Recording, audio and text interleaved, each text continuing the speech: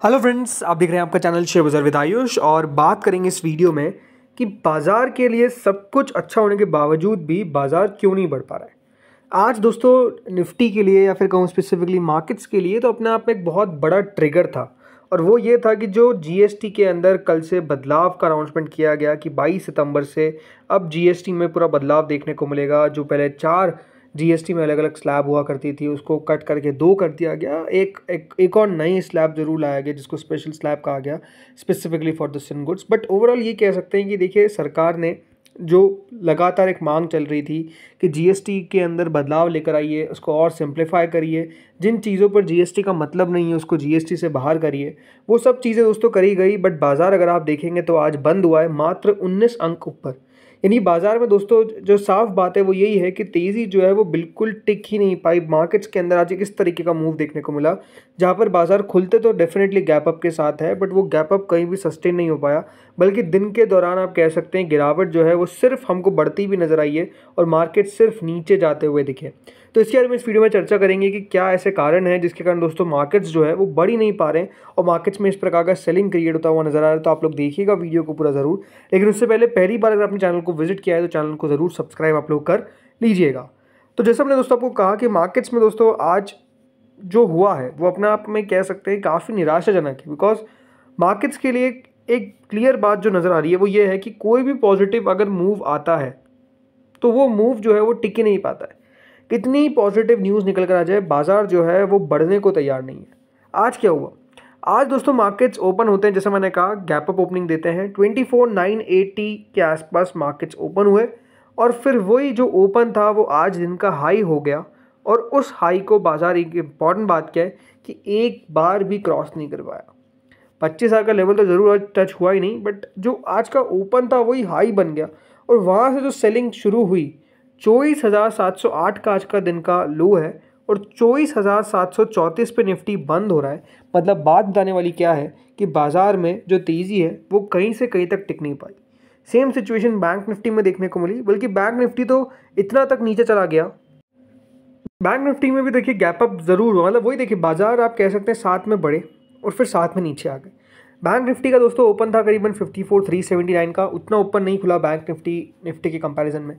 उसका 54,450 तक गया, बट वहीं से सेलिंग शुरू हुई और 53,971 का आज का लो है, 54,75 पे बंद हुआ है। तो बात सिंपल यहाँ पर भी है कि तेज़ी जो है वो टिक नहीं पाई।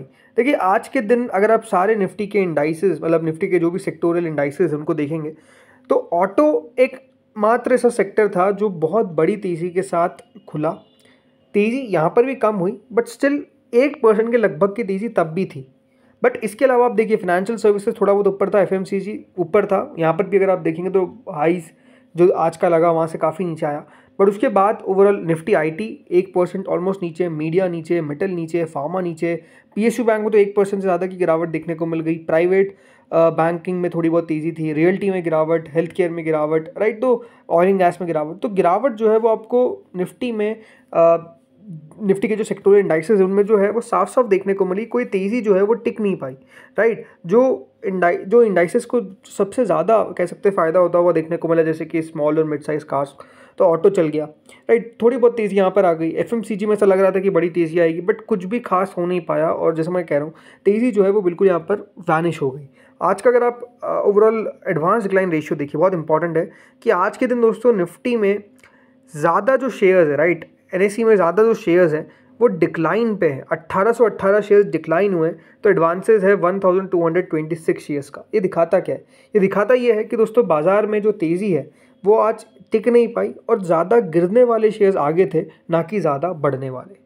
सो हुआ क्या? मतलब हुआ ये, देखिए सबसे बड़ी बात तो यही है कि कल के दिन अनाउंसमेंट की गई जिसमें देखिए फिनेंस मिनिस्टर निर्मला सीतारमण ने साफ साफ अनाउंसमेंट कर दिया कि 2 स्लैब्स रहती हुई नजर आएगी अब देश में, 5% और 18%। 5% और 18% जो पहले भी थी, लेकिन 12 और 28% को हटा दिया गया। मतलब 12 और 28% में जो ओवरऑल पहले जीएसटी लगता था वो अब नहीं लगेगा, राइट। इसलिए अगर आप देखेंगे जो बेनिफिशियरी था, जैसे मैंने कहा ऑटो इंडेक्स, जब अनाउंसमेंट किया गया कि स्मॉल कार्स इनके ऊपर जीएसटी को कम किया जाएगा, बस जो बाइक है अप टू 350 सीसी वो भी चीपर होती हुई नज़र आएगी। जो 350 सीसी से ऊपर है उनमें डेफिनेटली जीएसटी जो है वो 40% हो जाएगा। वैसे ही जो लग्जरी कार्स हैं उनमें भी जीएसटी 40% तक अब हमको देखने को मिलेगा। तो ये जो लग्जरी गुड्स है उनके लिए डेफिनेटली बढ़ाया गया, कुछ हद तक आप कह सकते हैं जीएसटी 40% तक कर दिया गया। सो स्टिल जो बड़ा सेगमेंट है राइट, वो जब पॉजिटिव रहा तो उस पर दोस्तों बाजार ने रिएक्शन कुछ इस प्रकार से दिया कि जैसे मैंने कहा ऑटो सेक्टर काफ़ी बढ़िया किया, लेकिन बात वही निकल कर आ गई कि जैसे कि एक सेक्टर था दोस्तों इंश्योरेंस, राइट। इंश्योरेंस सेक्टर के लिए जो लगातार एक मांग चल रही थी कि इंश्योरेंस के ऊपर जीएसटी को कम करिए, ख़त्म करिए, बल्कि कम क्या, तो सरकार ने बिल्कुल ख़त्म कर दिया। लेकिन उसको भी देखिए बाजार ने कुछ पॉजिटिवली नहीं लिया। सिन गुड्स के ऊपर जैसे मैंने कहा सरकार ने एक नया स्लैब लेकर आ गई है 40% का। तो अगर यहाँ पर अब सिन गुड्स होंगे वो 40% के टैक्स रेट पे रहेंगे। जैसे मैंने कहा लग्जरी गुड्स है तो वो भी 40% के टैक्स स्लैब में आ जाएंगे जीएसटी के अंदर, कि अब उन पर 40% का याद रखिएगा टैक्स लगता हुआ दिखेगा। बट ओवरऑल जिस सेक्टर के लिए कह सकते हैं लगातार अनाउंसमेंट की जा रही थी कि इसके लिए पॉजिटिव चीज़ लाइए, इसके लिए पॉजिटिव चीज़ लाइए, इंश्योरेंस के लिए, राइट। इंश्योरेंस के लिए देखिए क्या हुआ आज के दिन, एसबीआई लाइफ इंश्योरेंस का शेयर आप देखिए 1% नीचे है। इसके अलावा आप शेयर देखिए एचडीएफसी लाइफ का, वो 3% नीचे। अब आप सोच रहे होंगे कि ऐसा क्यों हुआ कि जो इंश्योरेंस कंपनीज़ के शेयर्स हैं उनमें गिरावट देखने को मिली। सो इन कंपनीज़ के लिए याद रखिएगा जीएसटी कट पॉजिटिव नहीं बल्कि नेगेटिव हो सकता है। क्यों? बिकॉज एक बात ध्यान रखिए, जो जीएसटी अभी लग रहा था इंश्योरेंस कंपनीज़ पे, इससे होता क्या था कि इन कंपनीज़ को एक चीज़ मिलती थी, वो था इनपुट टैक्स क्रेडिट। तो आप सोचेंगे ये क्या होता है। देखिए इंश्योरेंस जो होते हैं वो अपना बेस प्रीमियम जो है वो बेसिकली जब बढ़ जाता है तो उनको एक और चीज़ का फ़ायदा होता है, वो ये है कि इनपुट टैक्स क्रेडिट मिल जाता है। मतलब जो भी देखिए इनको ऑपरेटिंग एक्सपेंस होता है जिसमें कमीशन और आईटी कॉस्ट होता है, इस पर एक इनपुट टैक्स क्रेडिट जो है वो बेसिकली इंश्योरेंस कंपनीज जो होती है वो क्लेम कर पाती थी। लेकिन जब जीएसटी 18% से करके हटा दिया गया है, ज़ीरो कर दिया गया है, तो होगा क्या कि जो इनपुट टैक्स क्रेडिट है वो बेसिकली हो सकता है कि अब इनको ना मिले। अब इस पर डेफिनेटली आगे क्लैरिटी आना बाकी है, बट होगा क्या इससे, होगा ये कि जो पहले इनपुट टैक्स क्रेडिट मिल रहा था इससे थोड़ा बहुत इनको बेनिफिट था, अब वो जो पैसा आता था अब वो पैसा नहीं आ पाएगा। तो जो कंपनीज़ है उनको जो बर्डन होगा इस पूरा ऑपरेटिंग एक्सपेंस का जिसमें कमीशन आईटी कॉस्ट आती है, ये बर्डन जो है वो शिफ्ट करना पड़ेगा किसको, इंश्योरेंस को, अपने ओवरऑल कंज्यूमर्स को, मतलब कस्टमर्स को। सो होगा क्या इससे, जो पॉलिसी होल्डर्स हैं उनकी कॉस्ट और बढ़ती हुई देखने को मिल सकती है। तो इससे होगा क्या कि प्रीमियम में बढ़ोतरी देखने को मिल सकती है, ना कि गिरावट। तो अगर बढ़ेगा तो ओवरऑल आप समझ ही सकते हैं कि पॉजिटिव कैसे। इसीलिए आप देखेंगे कि आज जो इंश्योरेंस कंपनीज है वहाँ पर कोई तेज़ी देखने को नहीं मिली बल्कि गिरावट देखने को मिल गई। बल्कि दिन के निचले स्तर पर अगर आप देखेंगे एचडीएफसी लाइफ, एसबीआई लाइफ जैसे शेयर्स बंद होते हुए देखने को मिले। एलआईसी में थोड़ी बहुत तेज़ी थी बट कोई बड़ी बढ़त हमको देखने को नहीं मिली। वहीं इंटरेस्टिंग बात आप देखिए कि जो सिन गुड्स की बात हम कर रहे थे वहाँ पर आज तेज़ी देखने को मिल गई। लाइक गोदफ्रे फिलिप जो शेयर है वो 3% दोस्तों बढ़ता हुआ दिख गया 40% जीएसटी के बावजूद। वहीं तेज़ी जो थी वो हमको देखने को मिल गई यहाँ पर वीएसटी इंडस्ट्रीज़ में 1.37% की।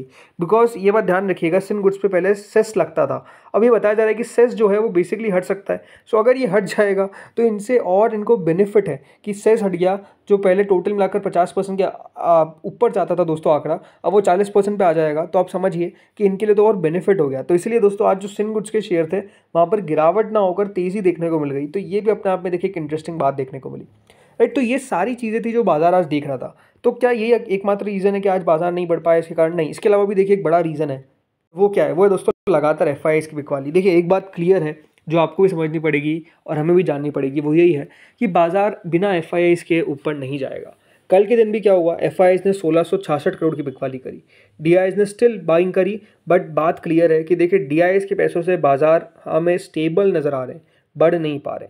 लेकिन एफआईआईज़ के पैसों से दोस्तों बाजार बढ़ेंगे। अब आज कोई बहुत बड़ी हैरानी वाली बात नहीं होगी कि जब बाजार में आपको फिर एक और दिन हो सकता है कि एफआईआईज़ की बिकवाली देखने को मिले। बिकॉज जिस तरीके की आज का सेलिंग लग रहा है ऊपर से जो आया है, ये दिखाता है कि हो सकता है कि एफआईआईज़ ने आज भी बेचा हो। तो एफआईआईज़ दोस्तों जब तक लगातार बाजार में बिकवाली करते रहेंगे, मार्केट्स का बढ़ना अपने आप में बहुत मुश्किल है। अब एफआईआईज़ क्यों बेच रहे हैं, इसके पीछे का रीज़न क्या हो सकता है? देखिए रीज़न जो पहला क्लियर है वो यही है कि जिस तरीके से हम कह सकते हैं कि डोनाल्ड ट्रंप जो है वो ओवरऑल भारत से चिढ़े बैठे हैं ड्यू टू टैरिफ, राइट। कल उनसे एक सवाल पूछा गया कि कोई एक्शन आपने रशिया पे क्यों नहीं लिया, तो ट्रंप ने जवाब दिया कि आपको कैसे पता कि हमने एक्शन नहीं लिया, हमने इंडिया पे एक्शन लिया तो है, उनके ऊपर टैरिफ लगाया तो है। ये साफ साफ याद रखिएगा डोनाल्ड ट्रंप ने कहा है। और उन्होंने कहा कि अभी तो हमने सिर्फ पहले बार टैरिफ लगाए, अभी फेज़ 2 और फेज़ 3 आना बाकी है। सो आप समझिए कि जब तक टैरिफ की सिचुएशन क्लियर नहीं होगी तब तक देखिए बाज़ार के लिए अपने आप में कोई अच्छे संकेत हमको देखने को नहीं मिलेंगे। मैं बात कर रहा हूँ हमारे बाज़ार की, क्यों? बिकॉज हमेशा एक बात ध्यान रखिए, जब तक टैरिफ लगा रहेगा, जब तक हमारे ओवरऑल आप कह सकते हैं अच्छे रिलेशन नहीं रहेंगे यूएस के साथ, तो ये जो एफआईज होते हैं उनके लिए अपने आप में एक प्रॉब्लमेटिक सिचुएशन है। बिकॉज जैसा मैं हमेशा कहता हूँ कि देखिए एफआईज का पैसा जितना ज़रूरी है वैसा ही शेयर बाज़ार के लिए यूएस भी बहुत ज़रूरी है। अगर दोस्तों यूएस से रिलेशन अच्छे नहीं रहेंगे तो वो प्रॉब्लम देखने को मिलेगी, क्योंकि एफआईज बिकवाली कर रहे हैं और अभी भी आप कह सकते हैं ट्रम्प जो है वो पीछे नहीं हट रहे हैं, राइट। अब एक और इंटरेस्टिंग चीज़ निकल कर आ गई, इसे बताया जा रहा है कि ऐसे न्यूज़ निकल कर आ रही है कि जो आईटी सर्विस है वो हो सकता है कि अब अगला टारगेट हो यूएस का। पोटेंशियल टैरिफ उन पे भी लगते हुए देखने को मिले, जो देखिए भारत से काफ़ी, अगर आप देखेंगे आईटी माइग्रेशन होता है, आईटी के वर्कर्स जो है वो फॉरेन कंट्रीज़ में आते हैं, स्पेसिफिकली यूएस के अंदर। तो वैसे ही देखिए H1B वीज़ा के ऊपर काफ़ी दिक्कतें चलती हुई नज़र आ रही है। अभी बताया जा रहा है कि जो आईटी वर्कर्स यूएस में रहते हैं इंडिया के, उनके ऊपर भी किस तरीके से वो जो आउटसोर्सिंग टैरिफ है वो लगाया जाए। तो प्रॉब्लम क्या है कि ये जो टैरिफ की सिचुएशन है ये, राइट, इसका कोई एंड नहीं दिख रहा है।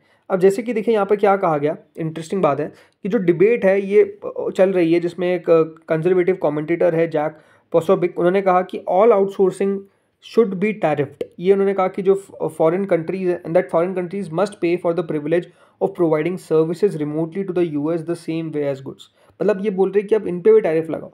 तो आई थिंक प्रॉब्लम यही चल रही है कि जब तक टैरिफ लगातार बनता रहेगा, टैरिफ हटेगा नहीं, ये बाज़ार के लिए भी चिंता वाली बात है कि किस तरीके से देखिए बिजनेसेस अफेक्ट होंगे इससे। और अगर आईटी पे टैरिफ की बात कर रहे हैं तो ये तो अपने आप में एक बहुत बड़ी प्रॉब्लमेटिक चीज़ रहेगी। तो मार्केट्स के लिए आई थिंक थोड़ी सी अभी चिंता की बातें जो है वो ज़्यादा बढ़कर आ रही है, ना कि जो आप कह सकते हैं पॉजिटिव न्यूज़ रही। बिकॉज अब देखिए ना, पॉजिटिव न्यूज़ लगातार आई है। पहला अगर आप देखेंगे, या अभी जिस तरीके से शुरुआत में सरकार ने बजट में टैक्स रिलीफ, याद रखिएगा, ये जो किया, राइट, टैक्स रिलीफ जो दिया। दूसरी चीज़ अभी अगर आप देखेंगे हुआ जीएसटी, और अभी उससे पहले क्या था, जीडीपी का आंकड़ा, राइट। ये सारी चीज़ें पॉजिटिव आई। जीडीपी आप देखिए इतना अच्छा आंकड़ा आया, बट बाजार ने सब चीज़ों को नज़रअंदाज किया है। बाजार ने बढ़ना तो मना ही करते कि मैं बढ़ूंगा नहीं, गिरूंगा ज़रूर। सो आई थिंक मार्केट्स के लिए पॉजिटिव चीज़ें आ रही है, बट कोई रिएक्शन नहीं आ रहा है। बिकॉज एक नेगेटिव चीज़ जो है, जो टैरिफ है, वो आई थिंक बाजार के लिए एक सबसे बड़ा सरदर्द बना हुआ है और इस पर रिएक्शन लगातार बाजार दे रहा है। सो अब देखते हैं आगे होता क्या है। बाकी इस वीडियो में इतना ही था। आप लोग बताइए कि क्या कल निफ्टी बढ़ सकता है, क्या वापस से निफ्टी कल 24,850 के ऊपर जाएगा, या फिर कल 24,700 के नीचे चले जाएगा? आप लोग बताइए कमेंट सेक्शन में। इस वीडियो में इतना ही था। Thank you friends for watching this video.